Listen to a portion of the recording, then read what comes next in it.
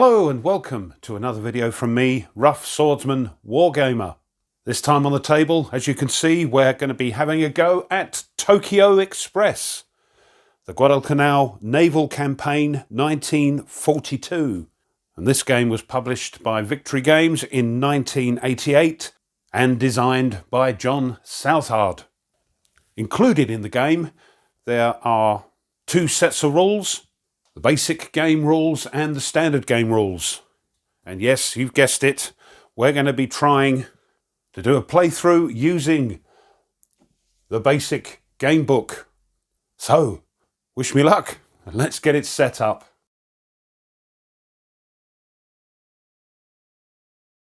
So, here's the map, and I think it's a rather nice looking map. Why is the sea dark blue? Well, if you remember, these concern night naval battles off the coast of Guadalcanal.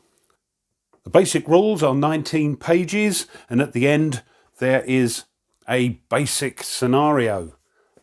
And this is the scenario we're going to be looking at. So, let's look at the ships.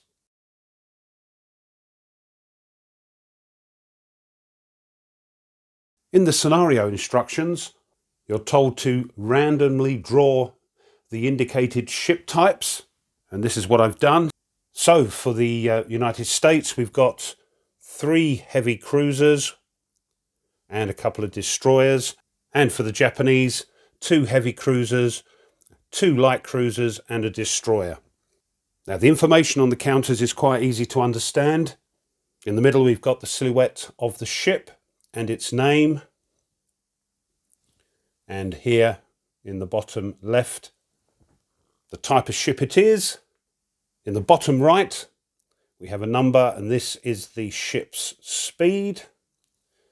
And the 2 numbers at the top here are its 2 primary gun batteries. And that's it.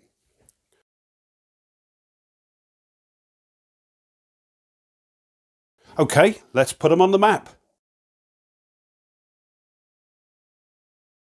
So here's the initial setup. Sorry about the slight reflection we're getting here, that's because of the perspex. But ships are placed so they face a hex side, and I forgot to mention there is a very small, we can see it here, whoops, little P and a little S showing you the port and starboard side of the ship. And these 2 are in the same hex, as are these 2. And those.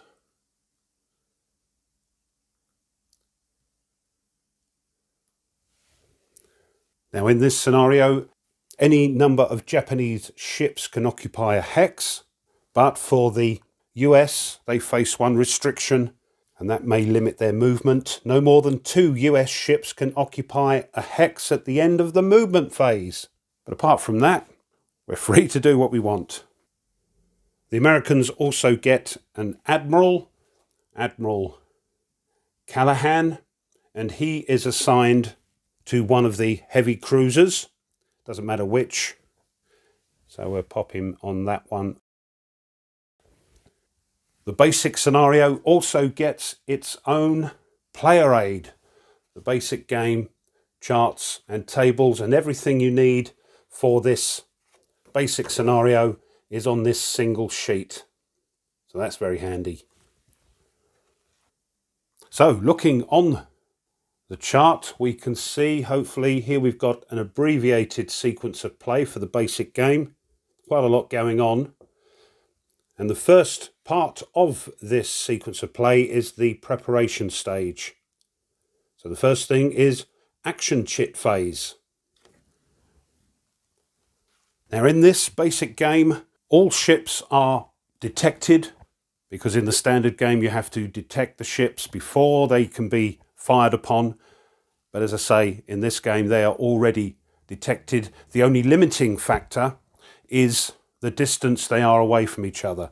But we'll talk about that in a moment. So for the chits, this game has 1 combat chit.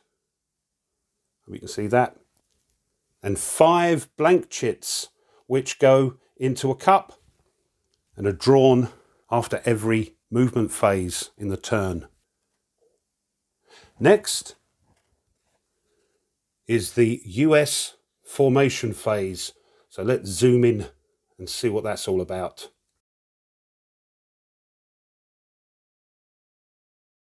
Formations are groups of ships that sort of move and maneuver together.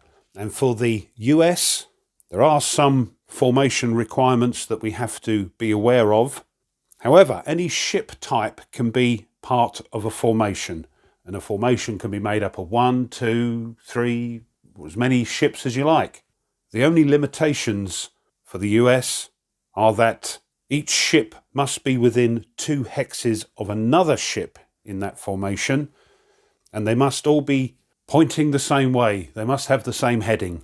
So for the Americans, we could, let's just move Callahan for a minute, and we've got a couple of heavy cruisers there. We could split these up into formations, but this video isn't about the correct tactics to use. It's me showing how the mechanics work and hopefully getting them right. So I'm going to put them in one formation, this whole group into a formation. And as I always say, if you play this game, you will play it completely different. And we give that formation an arbitrary marker to remind us that it is part of the same formation. There we go. Next is the US movement orders phase.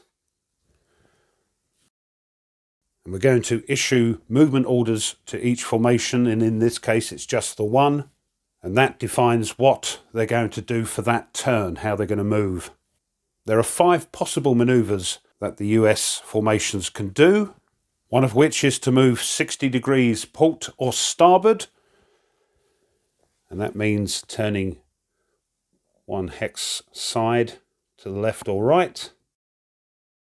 And to remind us, if we decide to do that, there's little markers there for port, and on the other side it says starboard. They can do a 120 degree turn, port or starboard, and that's 2 hex sides of movement.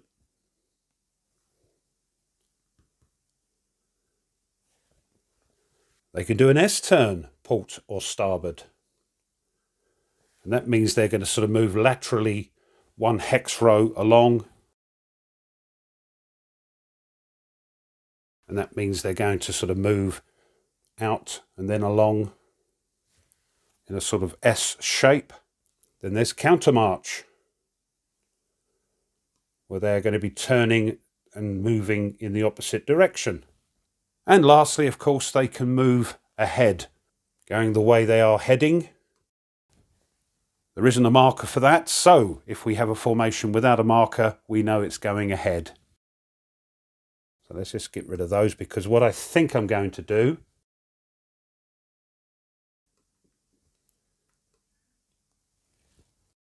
because the Japanese are steaming straight towards us, we're going to carry on in that direction, see if we can close the gap. So we are going to go ahead, so no marker is used. So that's done. Next, it's US freedom of action phase. What's that all about? Well, if we have an admiral present in that formation, that admiral has complete control over it, and any maneuvers you assign to that formation will be carried out. A formation without an admiral might not carry out the maneuver that you've given it, and to see if it does, we have to roll on the US freedom of action table. If they are successful, they will carry out the maneuver you've given them. If not, they may do something else, but we have an admiral with our formation, so that doesn't apply. Next, it's the Japanese formation phase. So let's go and have a look at them. Oh, one thing I forgot to do when I was doing the US formation phase is to set a formation speed. Now that speed can be as fast as the slowest ship in the formation, which makes sense. And if we look, I know they're upside down, but if we look at the ships in this formation, we can see that we've got a 7, 6, 6, 6 and a 7. So the maximum speed of this formation can be anything up to 6. And I think for now we will go at a speed of 6. We've got little counters for that to remind us. So there we are. So that's the speed of the formation. Sorry about that. Right, back to turn 1 preparation stage, Japanese formation phase. Now in the rules, there are little snippets of information that the designer has put in for flavour. And for the Japanese formations, it says the Japanese had 2 types of formations. Destroyer formations, led by light cruisers, would go in to make torpedo attacks, while formations of heavy cruisers and battleships pummeled the enemy with gunfire. Unfortunately, there's no battleships in this scenario, and he continues, in the game you arrange the Japanese in this method. So looking at the formation summary on the player aid here, we can see we can group ships into formation by type. Battleships, heavy cruisers and light cruisers can be put together, and that forms a heavy ship formation. And light cruisers and destroyers together, and that's a light ship formation, and destroyers on their own.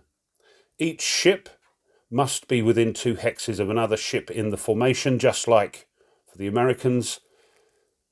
Each formation must be as large as possible, and the headings of the ships is not taken into account when you form the formations. Right.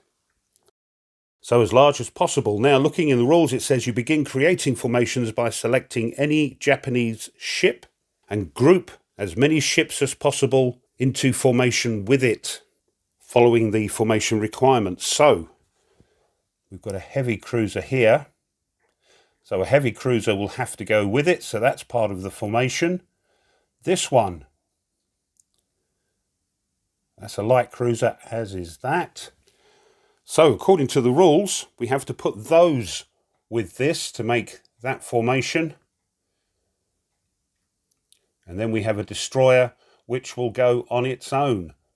I hope I'm reading that right, using what it says in the rules. So 2 formations. We can identify them and keep track of them with these little markers we've got here of Japanese admirals, I believe. So those 2 little groups are a formation, and the destroyer on its TOD will have a different formation marker. Now we allocate the speed of those formations.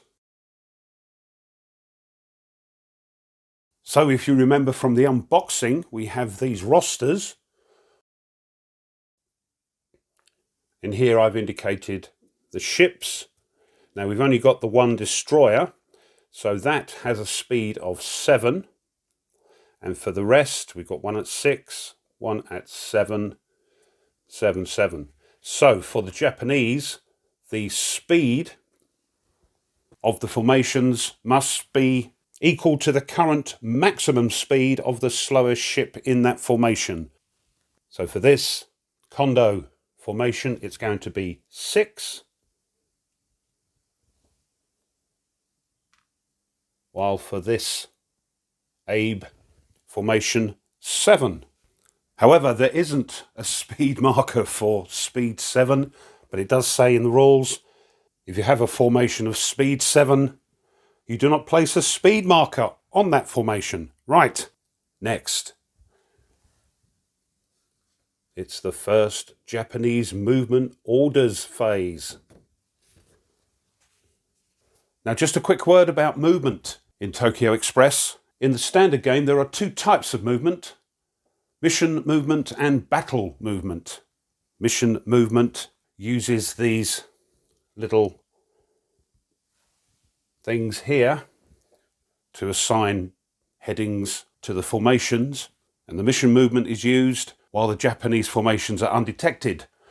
Once detected, they now go into battle movement, and we use the battle movement display. For this scenario, everything is done with the battle movement display, because if you remember, in this scenario, every ship is automatically detected from the start. What can I hand back on there? So, how do we do this? Now, this is where an anomaly creeps in. I'm not sure if it's me or there's some assumption. And there was even one person on Board Game Geek which seemed to have the same problem as me. But it's easy to get around. Before we go on though, I have to just explain the maximum range that ships can fire at each other at. And for the Americans, it's 7 hexes. For the Japanese, it's 10 hexes. Now remember, this is done during the night. Why have the Japanese got a better detection range? Evidently, it was because they trained for months in the dark to be able to pick out enemy ships. In this scenario, this distance is called the visual fire direction range. So for Americans, it's 7 hexes, and for the Japanese, as I said, 10. Right. During the Japanese movement orders phase, which is different to a normal sort of movement phase, we use that battle movement display. And there are 2 of them per turn. And as I've just shown you here, we've got one here, and then there's another one here during the activity phase of the turn. And the way I read how you work this out is first to determine for the Japanese the principal US threat. Now in the bigger battles you're going to have lots of formations at different distances, but for this one, this is the principal US threat. Now we have to determine the reference ships. There are 2 counters for that, one for the Japanese, one for the US. And the US reference ship is the one closest to the Japanese reference ship. Well, this would be the one in front for each formation. So here is the Japanese reference ship, and it's orientated the same as the ship itself. And we've got the same with the American ship. Now we take the battle movement display, and in the middle here we can see a replica of the US reference ship, and we have to orientate that in the same sort of direction as the one on the map. So we're going to be turning it like this.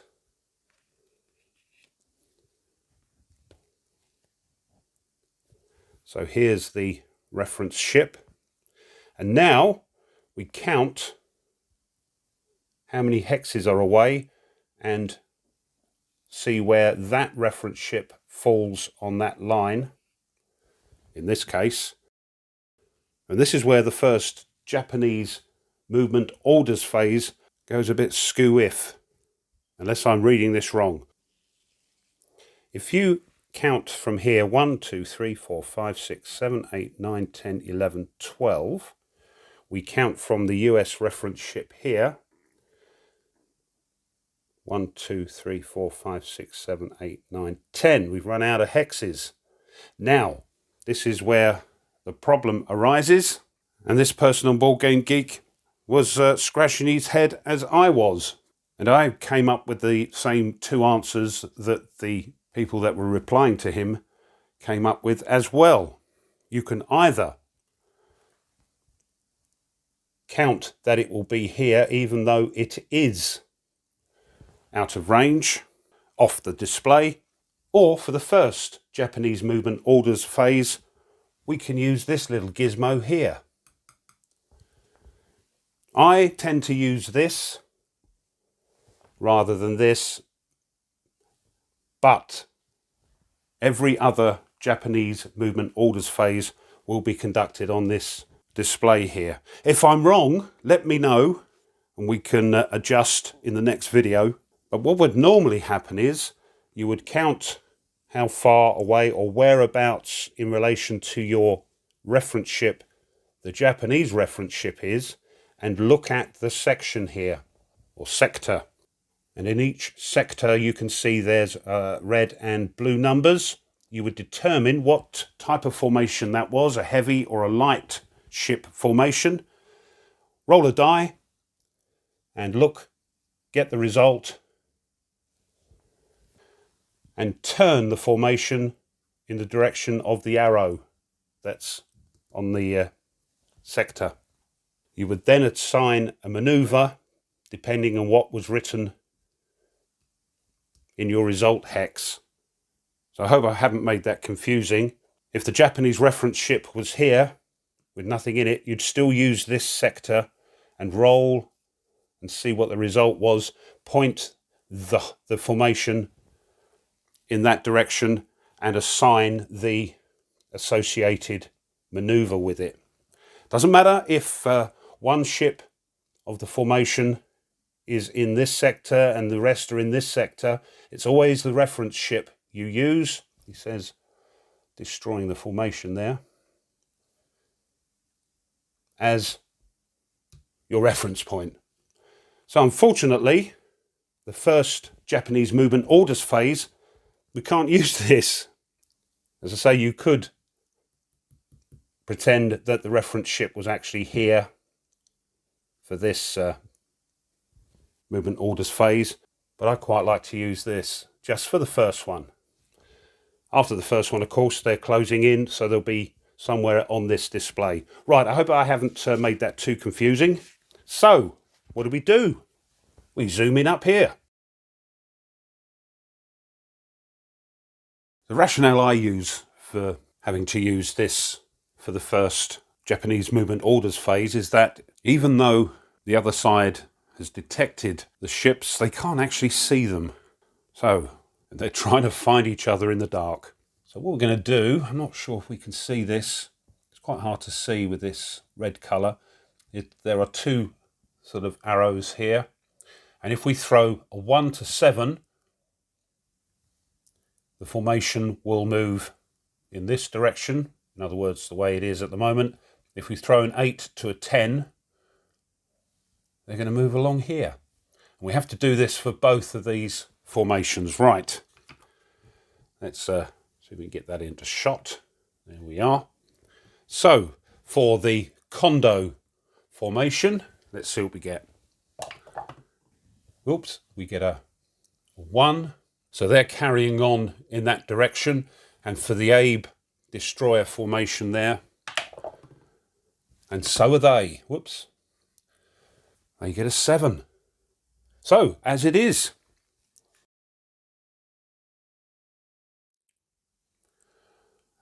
And that brings us to the end of the first preparation stage. We now enter the activity stage, where we have all the movement phases and the second Japanese movement orders phase and combat. But I think this video's gone on long enough. We'll save that until next time. So I hope you've enjoyed that. If you have, and you haven't done so already, it would be great if you would consider subscribing to the channel. It really does help. Push the like button of the video, the old thumbs up, and leave a comment. Some say this is a classic game from the 80s. What do you think? Do you play it? Has this piqued your interest in it? Also, if I've made any mistakes or misplays, please let me know, because that will help me and everybody else. Just a quick thank you to my subscribers. Thank you very much. And one last thing, if you want to support the channel a little bit further, well, now you can.